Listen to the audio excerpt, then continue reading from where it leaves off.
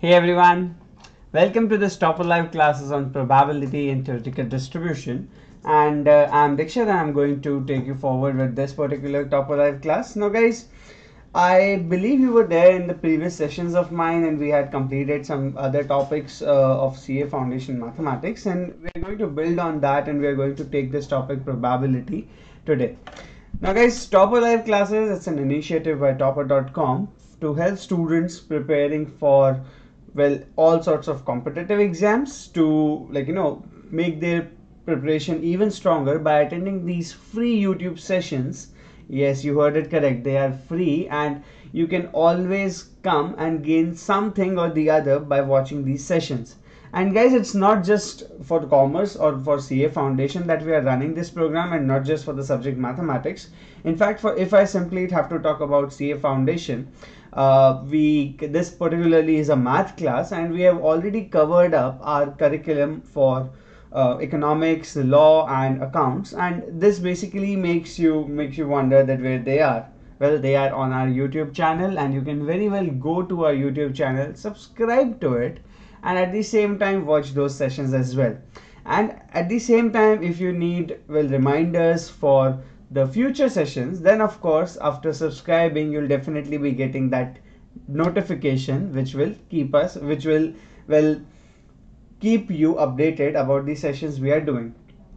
And again guys, as I said, it's not just for CA Foundation. If you are having any friends who are preparing for medical or engineering entrance examinations, you can very well tell them about this Toppr live classes, because we do classes of physics, chemistry, maths and biology as well.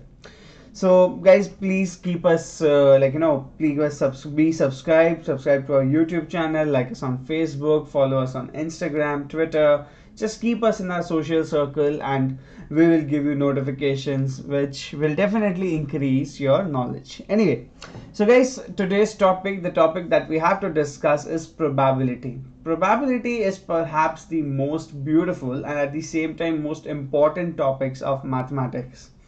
On this probability, the modern day further forecasting and a lot of other things are based. And without this, it would have been close to impossible to even develop what all we know.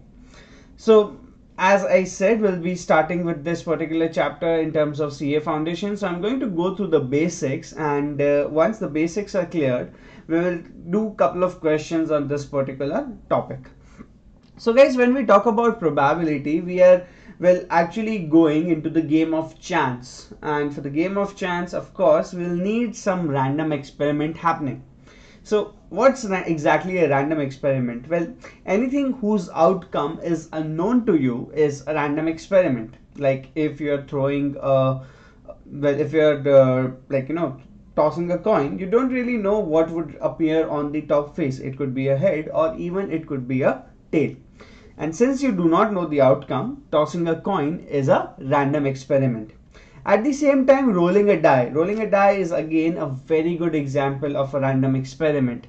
You can roll the die and you can get any numbers from 1 to 6, but will you know the result beforehand? Well, no, which is why rolling a die is also an example of a random experiment. Now, each random experiment has a particular outcome. That is an outcome which will be recorded after the random experiment has occurred. So any kind of forecasting which we make regarding that outcome is or can be termed as event.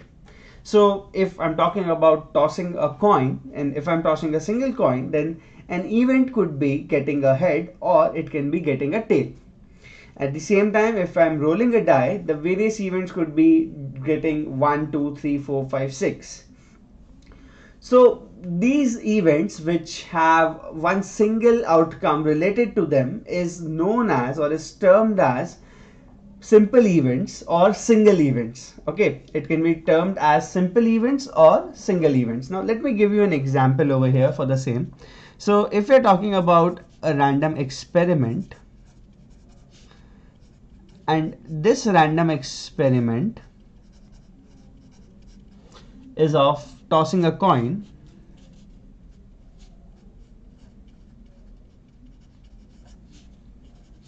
then the two events associated with would be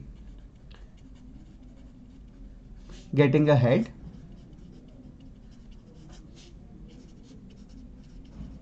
or getting a tail. At the same time, if you're talking about rolling a die, so if you're rolling a dice, the simple events in this particular case, well, since I have said, so let's take this first one for again. Events, getting a head would be a single event because it will have only a single outcome as head, and getting a tail will again be a single event which would be tail. Now rolling a dice, it can have simple events or single events like getting 1 or 2 or 3 or 4 or 5 or 6, but at the same time we can also define some events in which we might have more than one outcome. So let me take an example of that. Getting an odd number. Now if I talk about getting an odd number, what all possibilities do we have, guys? We have the possibility of getting 1 or 3 or 5. You can very well see that in this particular event that we have defined, we are talking about getting an odd number, and we know that odd number, well, there are 3 odd numbers on a die, which is why there are 3 events, or sorry, 3 outcomes which are associated with this event, and this makes it a compound or mixed event.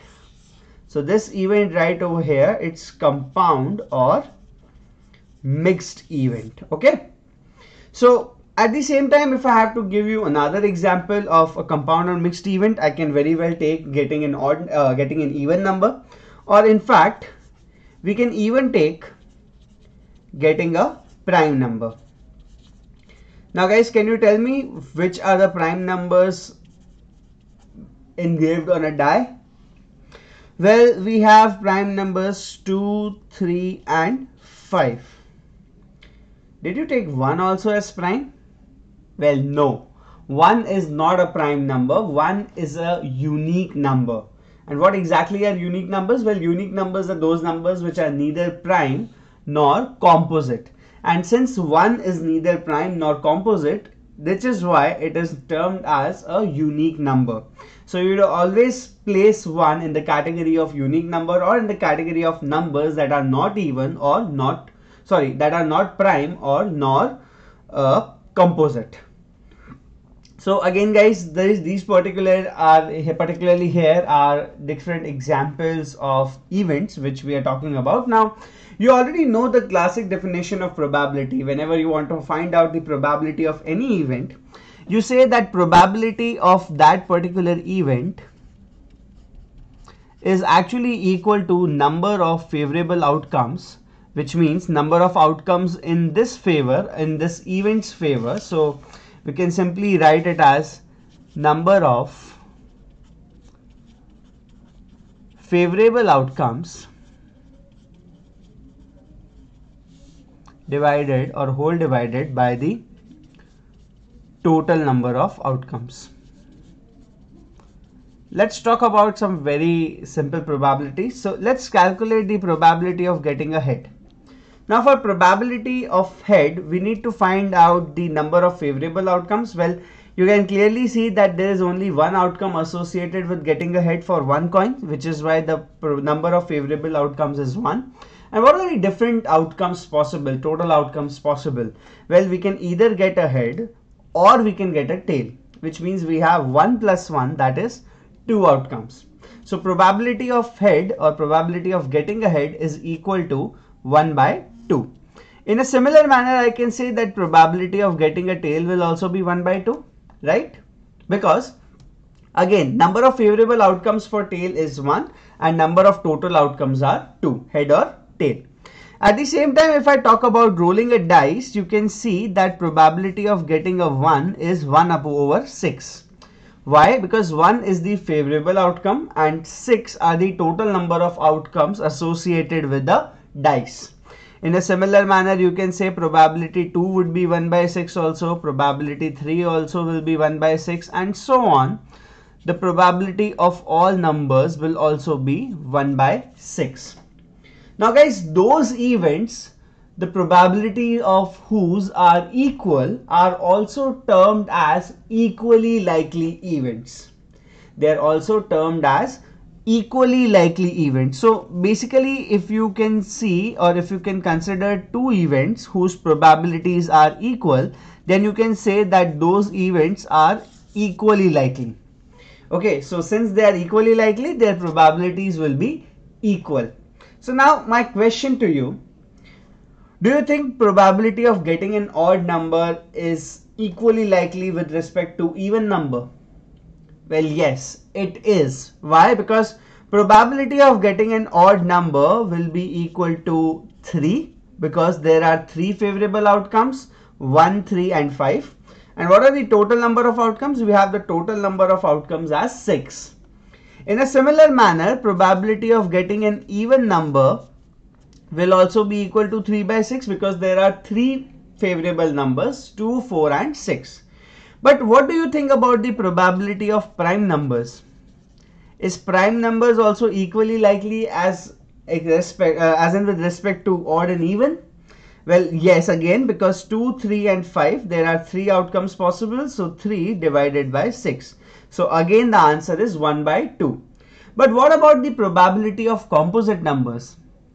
We had just discussed that 1 is a unique number, which means 1 is not composite. And we've already taken 2, 3 and 5, which are prime numbers. So that leaves us with just two numbers, 4 and 6.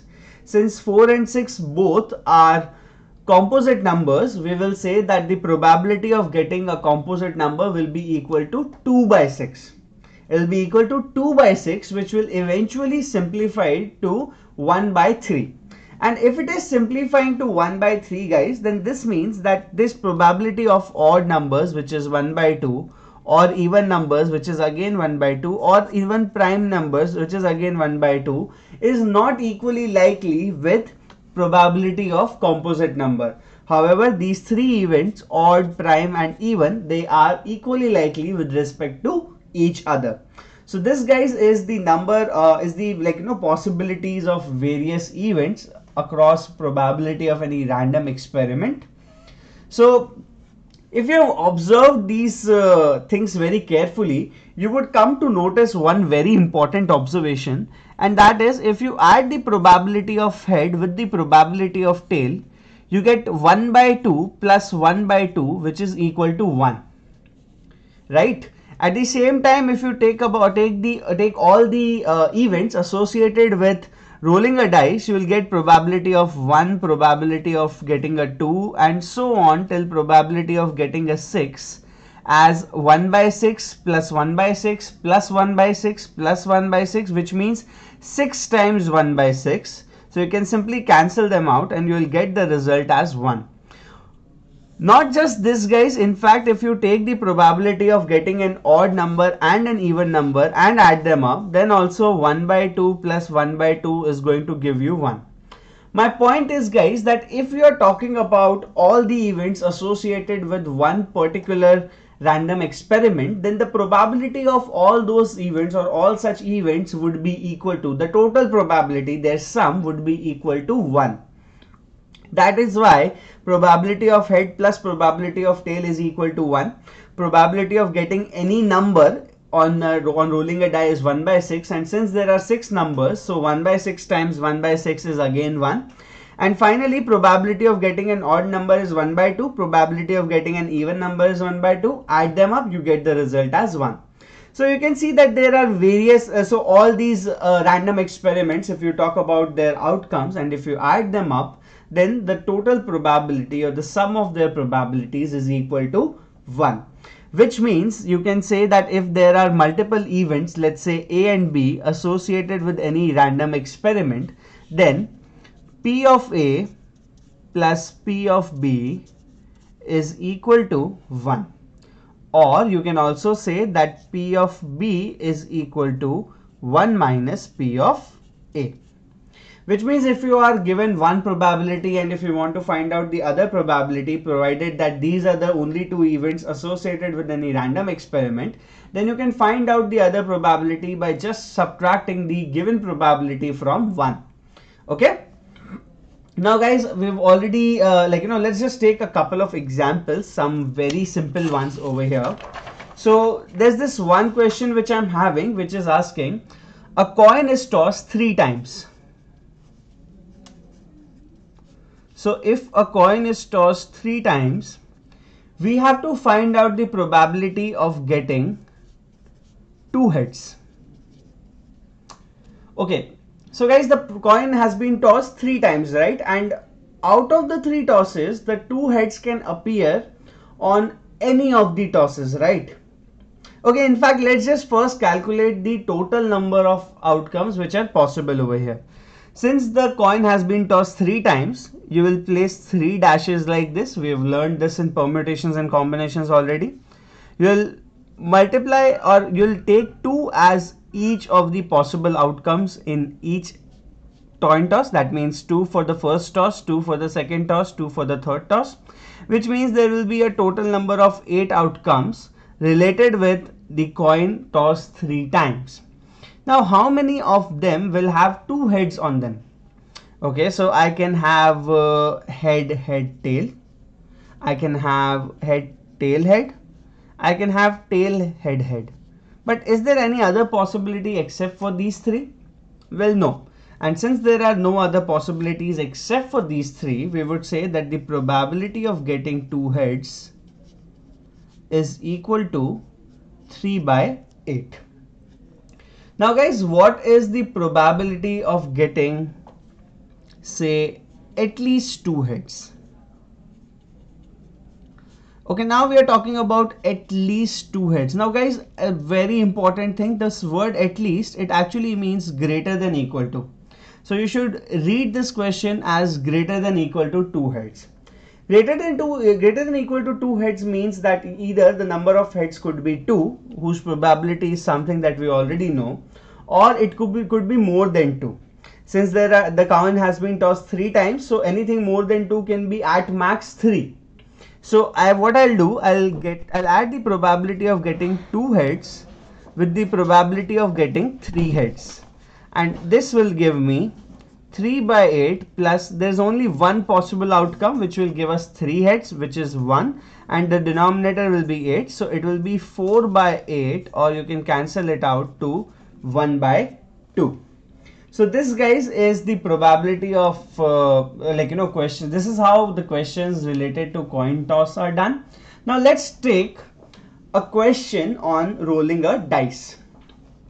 So let's roll a dice, and let's say we want to find out, in fact, let's roll 2 dice. That will just help us, that will actually kind of help us better.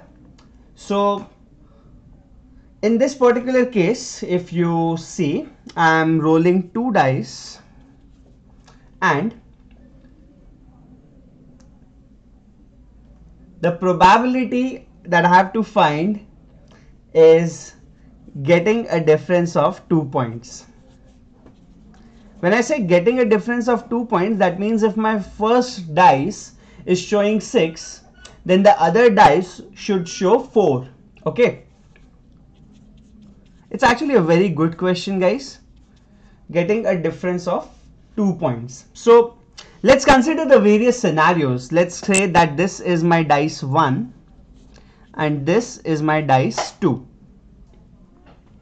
Now if this is my dice 1 and this is my dice 2, then my dice 1 can have 1 on it, 2 on it, 3 on it, 4, 5 or 6 on it, right? But corresponding to this, my dice 2 should have a number which finally gives the difference of 2. So corresponding to this 1, we can have only 3. Corresponding to this 2, we can have only 4. Corresponding to this 3, we can have 5, but at the same time there is a possibility of getting or taking 1 as well. So what we are going to do, we are going to write one more 3 over here and we are going to put 1 here. so that this also becomes an outcome. Since the dice have changed, that is on the first dice it was 3 over here, and on the second dice it was 3 over here. So these will be considered as different outcomes. This one and this one, they will be considered as different outcomes. Then again for 4 we can either have 2 or we can have 6. So corresponding to this 6 we can have only a 4, and corresponding to this 5 we can have only a 3. So guys, how many total number of outcomes are favorable to us in this case? Well, the total number of outcomes that are favorable to us in this case are 8 outcomes. Okay, so a total of 8 outcomes are favorable to us. Out of how many, by the way? That is correct, guys. I'm pretty sure you must have already guessed it. Since there are 2 dices which are thrown, you will place 6 as the number of outcomes possible on the first dice, multiply it with the other 6 number of outcomes possible on the second dice, and you'll get the total number of outcomes, which are 36. So the probability, let's consider this as your event A. So the probability of our event A would be 8 over 36. You can further simplify it by the table of 4 and you'll get 2 by 9 as the final answer. Okay. So these right here, guys, are the probabilities or questions which are solved related to coin toss and rolling dices. There is one more dice which there's one more question on dice which I'd like to do. And this question is again a very simple question. 2 dice are thrown simultaneously and we have to find the probability that the sum which have appeared, sum of the numbers that have appeared on the dice is 7 or more. So now we have to talk about the sum of the numbers on the dices which have appeared on the dices, and we have to also make sure that the numbers when add up they give more than 7 or more than 7 as the result. So again, I'm going to take dice 1 and dice 2. So let's start with a very simple one, 1. So for 1 we'll only have 6 as one outcome. For 2 we can either have 2,5 or 2,6. For 3 we can have either 4 or 3,5 or 3,6. For 4 we can have 3, 4, 5 or even 6. At the same time with 5 we can have, well, 2, 3, 4, 5, 6. And then again with 6 we can have any number possible, 1, 2, 3, 4, 5, 6. So guys, if you add them up, there is 1 over here, 2, 3, 3, 6, 4, 10, 5, 15 and 6, 21. So there are 21 possibilities in which the sum of the numbers on the 2 dices appearing will give us the sum greater than 7 or greater than 7. So P of S greater than equal to 7, P of sum which is greater than or equal to 7 will be equal to 21 upon total number of outcomes, that are 36. Cancel them out and you'll get the answer as 7 by 12. So यहाँ पे जो हमें answer मिलेगा, that will be 7 by 12. ठीक है, 7 by 12 will be the answer to this particular question. In a similar manner, guys, like we have done these questions for coin toss and rolling dices, we can also have questions from cards. You know, you might have seen playing cards, right? I'm not asking you to play them, but if you're encountering competition exams like CA Foundation, you should at least know what a deck contains. So each card deck consists of 52 cards and those 52 cards are divided uniformly across 4 different suits. We have hearts, that is the red hearts, then we have spades, then we have clubs and we have diamonds. Okay, now in each of these suit there are 13 cards each, and out of these 13 cards 3 are face cards.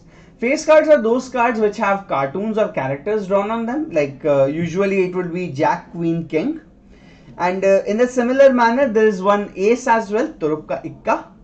And these are the kinds of things which you should remember about any of the the deck. So if they ask you how many non-numbered cards are there, then non-numbered cards would be 16. Why? Because ace, that is Ikka, it doesn't really get counted in numbers. It's an A. Okay, so your number cards will be starting from 2 and they'll go till 10. After 10 you'll have Jack, Queen, King. Okay, so Ace, Jack, Queen, King, 4 cards in one suit. So 4 cards in across different suits will be 4 times 4, which is 16. So your number of required cards would be 16. Total number of cards 52. There goes your probability, 16 by 52. Okay. And at the same time, you can also come across questions on community formation and etc. etc. But all those will be pretty much based on your concepts related to tossing a coin and rolling a dice questions. Just make sure, guys, you are taking care of the words at least and at most. At least means greater than equal to, at most means less than equal to. And at the same time, the knowledge of permutations and combinations is a must for solving questions on probability. You could in fact even say that that permutations and combinations will build your core for some calculation based questions of probability.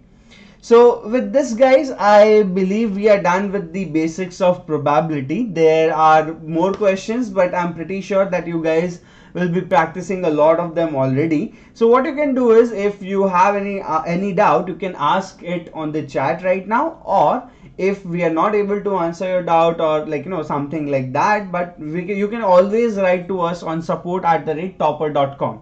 So with support@toppr.com, we promise you that whenever we'll receive your query, we'll try to get it cleared within 24 hours, or if if even in 24 hours we could not, we'll definitely make sure that you get your answer as soon as possible.